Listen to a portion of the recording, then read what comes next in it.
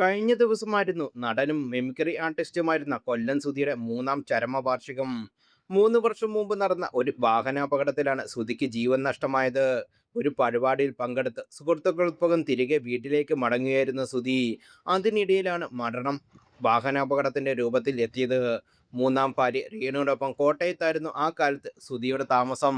അതിനാൽ തന്നെ രേണുവിന്റെ നിർദ്ദേശപ്രകാരം വീടിനടുത്തോട് ചേർന്നുള്ള അവരുടെ ഇടവക പള്ളിയിൽ ക്രിസ്തീയ ആചാരപ്രകാരമാണ് സുധിയെ സംസ്കരിച്ചത്. കഴിഞ്ഞ 2 വർഷവും ചരമവാർഷിക ദിനത്തിൽ ചടങ്ങുകളിൽ രേണുവും പങ്കെടുത്തിരുന്നു. എന്നാണ് ഇത്തവണത്തെ വർക്കിന്റെ ഭാഗമായി ബഹ്റൈനിൽ ആയതിനാൽ രേണു ചടങ്ങിൽ പങ്കെടുത്തിരുന്നില്ല.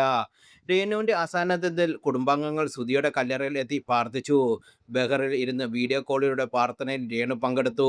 പള്ളിയിൽ പ്രാർത്ഥനയ്ക്കൊപ്പം ശേഷം ബിഷപ്പ് നോബൽ ഫിലിപ്പ് സുധിയിലെത്തി സുധിയുടെ ആത്മാവിന് നിത്യശാന്തി ലഭിക്കുന്നതിനുള്ള പ്രാർത്ഥനകളും നടത്തി. ചടങ്ങുകളുടെ വീഡിയോ വൈറലായതോടെ വലിയ രീതിയിലുള്ള വിമർശനമാണ് റേണുവിനും ബിഷപ്പ് നോബൽ ഫിലിപ്പിനും ലഭിക്കുന്നത്. ഗൾഫിലിരുന്ന് വീഡിയോ കോളിൽ പൊട്ടിക്കരയുന്ന റേണുവിൻ്റെ വീഡിയോ സോഷ്യൽ മീഡിയ ആഘോഷിക്കുകയാണ്. രേണുവിൻ്റെ അഭിനയത്തിന് ഓസ്കാർ കൊടുക്കണമെന്ന തരത്തിലാണ് കമൻറ്റുകൾ.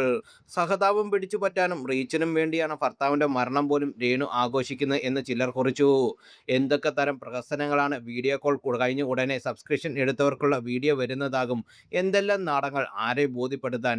നഷ്ടം കിച്ചുവിന് മാത്രം. ഈ വർഷത്തെ മികച്ച നടിക്കുള്ള ഓസ്കാർ അവാർഡ് രേണുവിന് തന്നെ. ക്യാമറ കണ്ടപ്പോൾ എന്തൊരു അഭിനയം. അഭിനയിക്കാനും വേണം ഒരു കരവ്. ഈ കരച്ചിൽ കഴിഞ്ഞിട്ട് വേണം ബാറിൽ പോയി ഡാൻസ് ചെയ്യാൻ എന്നിങ്ങനെ നീളുന്നു വീഡിയോ കോളിന് വന്ന കഴിഞ്ഞ രേണുവിനെ വിമർശിച്ച് വന്ന കമൻറ്റുകൾ.